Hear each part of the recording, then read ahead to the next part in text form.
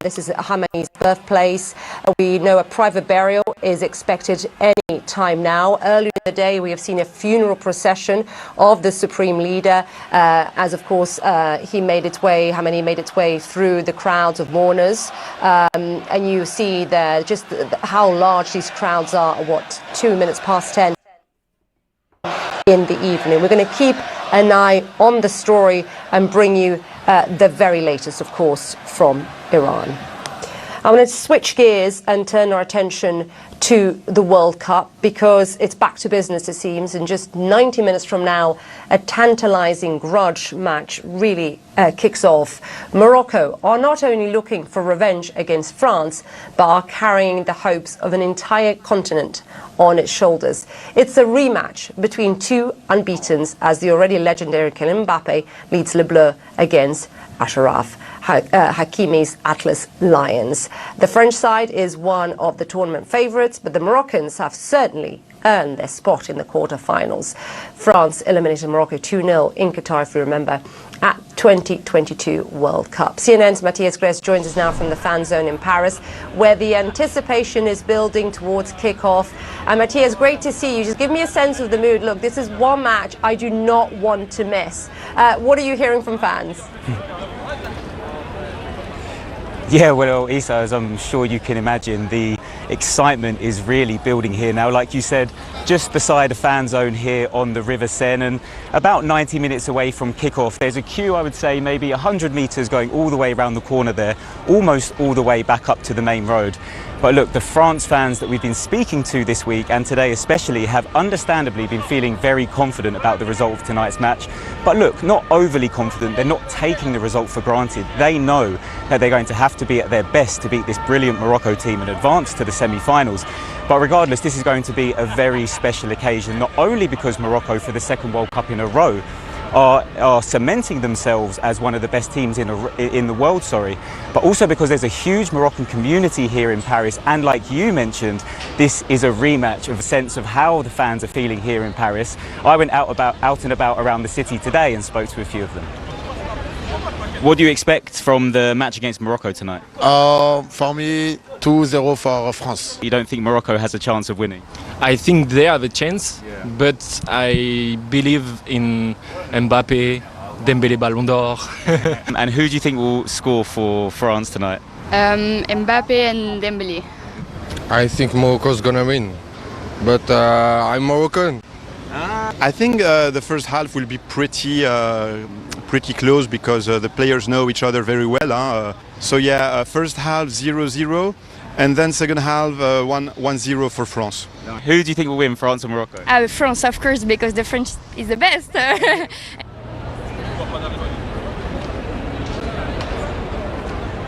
You know, as a pretty pessimistic England fan, I find the incredible confidence that France have in their national team something to be quite alien. You know, on our first night here, it was France's last knockout match against Paraguay, and we of course went out to a bar to watch that with French fans, purely for research purposes, of course.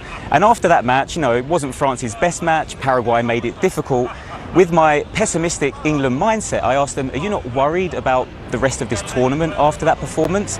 And they said, of course not. We've just got through one of the hardest matches of the tournament, and they were confident not only of reaching the final, but winning the tournament again. And look, it's much easier to have that level of confidence in your national team, right, when they reached the World Cup final last time out, won it 4 years ago. And realistically, it's hard to argue that their team isn't even better this time around. So, you know, of course, as a pessimistic England fan that's gone through 60 years of heartbreak, I can only wish to have the level of confidence that the French fans seem to have in their national team. Matthias, one tip: we need to manifest. You need to manifest. You need to visualise the England win. That's my tip to you this evening. Good to see you, my friend. Thank you very much. Thank you. Thank you. Well, let's stick with this conversation. I'm glad to be joined by Michael Silvestre, a member of the French team that made it to the final, the 2006 World Cup. He also won multiple English Premier League titles as a defender for Manchester United and later played for Arsenal. Michael, great to have you on the show. Look, you saw the confidence, you heard the confidence there on the ground in Paris. We know that France are one of the clear favourites to win this World Cup, and who can blame them, right? They've played and won 5 games. They've only conceded 2 goals. How confident are you? Are you as confident as those Parisians? I am confident as much as the fans and the French fans. But Morocco has shown that they can upset a lot of people. They've done extremely well against Brazil, and on the back of reaching the final, but not over favorite because they've got so much capabilities of causing issues, and we've been conceding goals. So, yeah, confidence, but not 100%. Worth bearing in mind that everyone does love an underdog, right? Look, I think they've got a lot of experience and qualities. I think they are going to be missing the main striker. I know we replaced a lot of Mbappe and Désiré Doué and maybe Barcola. So players know each other really well. So I think there are going to be a lot of matchups in this 11 v 11. But I think at the end we should be the team that goes through. But in 90 minutes, maybe more extra time, penalties. It's just 11 v 11 at the end of the day. You think it's going to go? You think it's going to go to extra time? It could be. I think they've got enough qualities. They've been able to outpower. They've been able to press team, to counter press. A lot of energy, a lot of technical ability in that team. They can maneuver the ball. They can play direct, vertical. So I think they are a threat. And because we haven't been defensively so compact, difficult to get a clean sheet for French national team these days. I wouldn't be surprised if we go to extra time and you see a lot of games with the tension, with what is at stake. It goes for a longer period of time. And Michael, look, I think, and you heard some clips that we were playing before we came to you from some Parisians. Mbappe keeps popping up, as does the Golden Boot. But he has been grabbing the headlines. But I know that many see Michael Lees as a real star player. How much of a challenge will it be for him today after failing to have a yellow card overturned from their win against Paraguay? Of course, we don't all have Trump calling in and getting things cancelled for us and annulled. Just your thoughts. I believe that his performance against Paraguay was his worst with Les Bleus. He didn't have the impact, and he got dispossessed many times.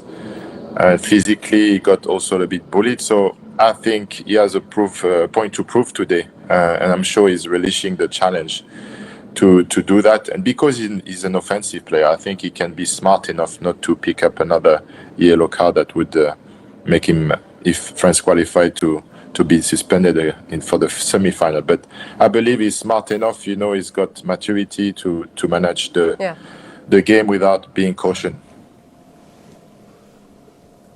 Right. What about, finally, before I let you go, what about Golden Boot? Who do you think your eye should be considered? I imagine Mbappe can do it, Messi, Kane, Haaland. Who do you think should get it at this stage, from what you've seen him? It's amazing. I mean, these games coming, the quarterfinal are huge games. I believe Mbappe, it is difficult, really. You put me in a difficult position. I hope Mbappe will do it. Sorry, because I put you in the spot. That means France, yes, that means France is going forward, and he does well. But he scored 3 goals in the final in Qatar, but still we lost that game. So who knows? But I wish he does the business and go and win that trophy. Michael, really appreciate you coming on the show. Michael Silvestre there for us from Portland in Oregon. You. Thank you. Best of luck for Le Bleu. Thank you. Thank you. Now. Egypt may have lost a heartbreaker. You're very welcome to Argentina this week, but they gained the hearts of the Palestinian people, showing football is much more than what happens on the pitch. Egypt's coach repeatedly used his World Cup platform to appeal for Palestinian human rights. Hossam Hassan said football is the world's soft power, and he wanted to use it to send a fundamental message of humanity. Quote, "Please let the Palestinian people live."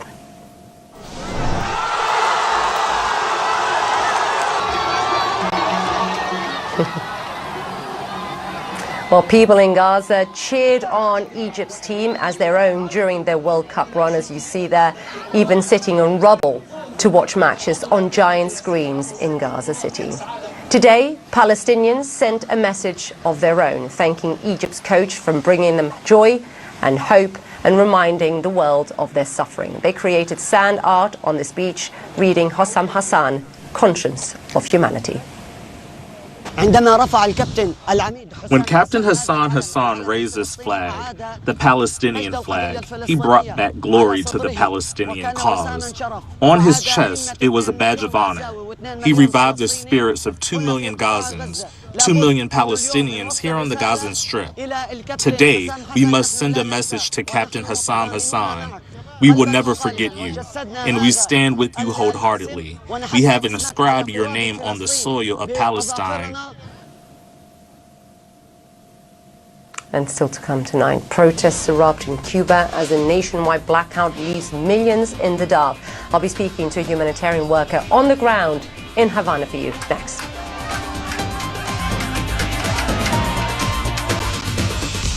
In every corner of Africa are breathtaking landscapes, inspiring breakthroughs, all right, let's go! And the people that enrich communities. Delve deep into every facet of this great continent.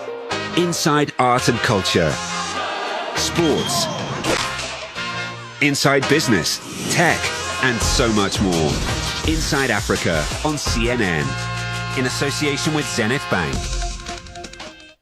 Explore Africa with CNN, where 54 nations create the fabric of this rich continent. This is really complex.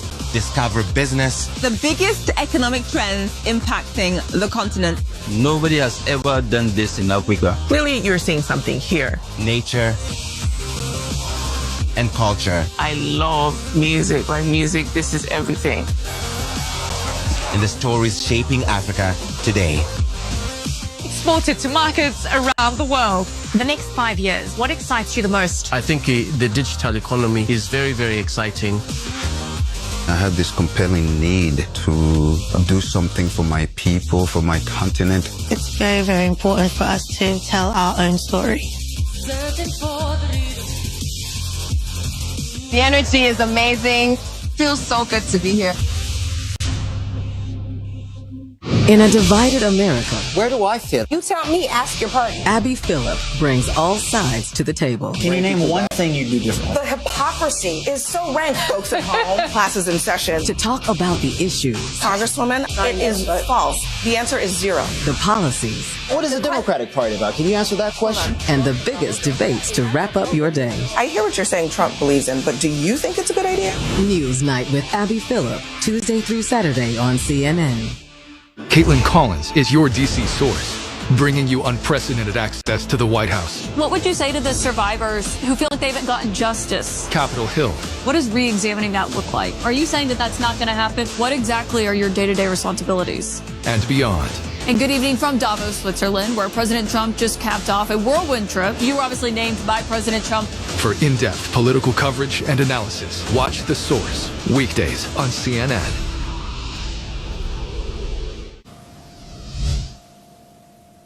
Well, it's been 2 weeks since Venezuela was hit by deadly back-to-back earthquakes. The death toll continues to rise, with officials reporting more than 3,800 fatalities. International teams are still helping Venezuelan crews with the humanitarian crisis that is unfolding. Japanese medics seen here are helping treat patients in a temporary camp. Officials say nearly 18,000 people are now homeless, but some are doing all they can to help. One Venezuelan fashion designer has switched from making gowns to making body bags. He says it's his way of contributing after the disaster. Emotionally, it's very hard because we truly see that this is suffering that all Venezuelans are going through and experiencing. Of course, we do not want to have to do this, but we do it out of kindness and from the heart as a way of helping, and that is what comforts us. We are also hearing stories of hope from families either reunited or waiting to be reunited after the earthquakes. CNN's Carolina Peguero spoke with a woman whose father was deported from the US back to Venezuela and narrowly avoided death. I found out my dad was in Venezuela on Tuesday, thanks to a woman who was helping me find him. On Wednesday, the earthquake happened, and I hadn't talked to him yet. I knew nothing of him since then. I didn't know if he was okay or not. 2 weeks after the devastating earthquakes in Venezuela, Albani's Parra still hasn't processed the uncertainty she experienced, not knowing about her father, who had been on the last deportation flight on June 24th. Today, he's alive by a miracle. My father survived by a miracle because he had a complaint filed against him by his sister from 15 years ago after an argument, and he was taken to a separate detention facility. Her father, Alberto Parra Villalobos, shares by a FaceTime call from Venezuela and explains how this miraculous detour saved his life, but not from the trauma he now lives with after witnessing the aftershocks and the destruction. They told us, "Get ready, we're leaving." On the day of the earthquake, they took us to a courthouse which was across the hotel where the other deportees were staying at. The ground below was roaring loudly, like the devil was coming out of it, and the sea waters were coming up through the toilets. I thought a tsunami was coming, and I felt like I was being shaken in a hammock. Parra Villalobos, who had been living in the United States under a political asylum status, was detained on Christmas Day in 2025 for driving without a valid license. And after more than 6 months being held in several ICE detention centers, he was deported under the Trump administration. He says the images he has seen will never leave his mind. It was a white cloud. You could see all the dust all the way from Caracas to La Guaira. I saw staircases collapsing, and suddenly more than 1,000 vultures were flying all over the hotel. The guards were crying, and some because they found out their families had died. He shares that he saw many who were on the same flight also lose their lives that day. I feel very bad about everything and what I've lived through. I will never forget this, the children and the pregnant woman who died. I stay outdoors all the time because I can't go into my house. I'm afraid, and I can't live like this. His daughter has been using her flower shop as a donation center to help families in Venezuela. She hopes that one day her and her son will be able to reunite with her father. I love him very much. I'm grateful to him, even though we may argue. I love him. God gave him a second chance at life. And I know this is very painful for all those families who have lost loved ones. All we can do is trust in God. Carolina Peguero, CNN, Orlando. And still to come tonight, singer Bonnie Tyler has passed away, what her family's saying, and the song that made her an iconic pop star right around the world. We'll have that when we come back.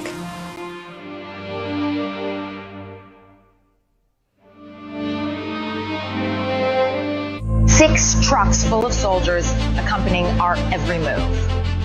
Where are your homes? Have your homes been destroyed? This is where those militants first came. We could hear jets in the skies non-stop, profound pounding. So let me understand this. You are now basically the only hospital around. Has the situation become worse in the last year? They're starving to death. They are starving. But you do think it's Jewish land, Gaza? When will the Taliban allow teenage girls to go back to school? I think we can all see that's not a cycling accident. There's the photographs of you with Prigozhin together. Does Emily understand what happened on October 7th? It must weigh on your heart to have to bury these little children. These are all people who are desperately trying to escape. We will tell the world your story.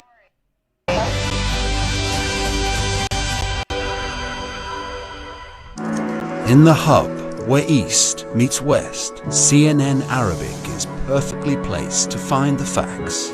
This is where stories happen. It's a concern to a lot of us here. Politics, business, culture, real life. As the pace of change moves faster, we ask the important question. What is the truth? This is CNNArabic.com.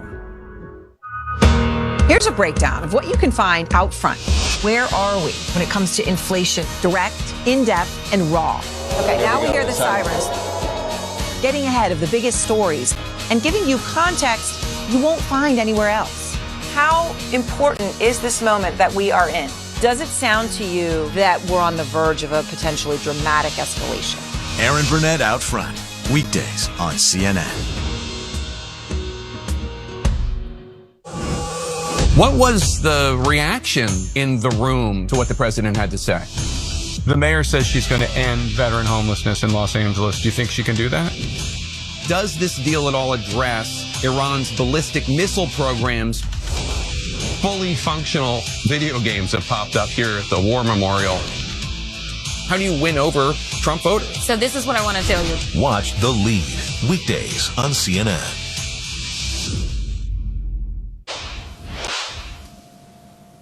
Well, nominations have opened for the Labour Party's next leader and Prime Minister. Andy Burnham, who was the only declared candidate when Labour MPs began voting today, says he nominated himself. Prime Minister Keir Starmer resigned, if you remember, last month under increasing pressure from his party.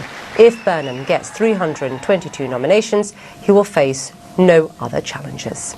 Well, to another UK election, Nigel Farage, leader of the right-wing populist party Reform UK, triggered an election for his own parliamentary seat this week when he resigned as a lawmaker. It was an attempt to address allegations of undeclared financial donations, but rival parties have dubbed his actions a stunt and pulled out of the race. As for voters, well, they are divided. Oh, he'll walk it. Doesn't matter, he'll walk it. Yeah, this time I might actually vote for him, because if he's not broken any rules, if it's just people trying to dig up dirt on him, then yeah, he's got a right to complain. I can't stand the geezer. I can't understand how he's ever got into politics myself anyway. He does nothing for this town at all.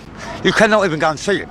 Now, the way Nigel Farage has resigned, which I just can't understand at all, and he's put in another by-election to get him back in again. So this is what I can't understand. And there's no one opposing him, sort of thing, you know. Well, one person will be opposing him. In fact, Farage's main opponent is this man right there. Yeah, he's wearing bin in his head. That's Count Binface, a comedian who wears a trash can. We'll continue following this story for you. Well, fans of Bonnie Tyler are mourning the loss of the Welsh singer.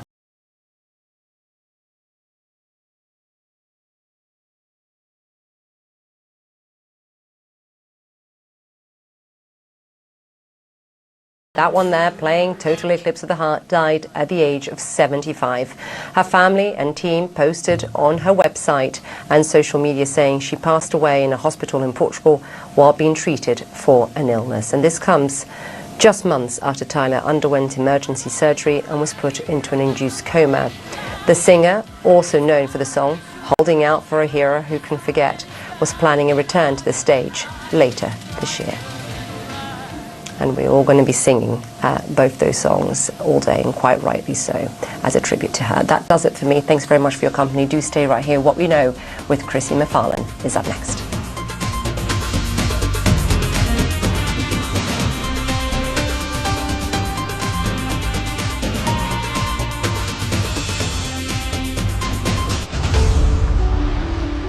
The history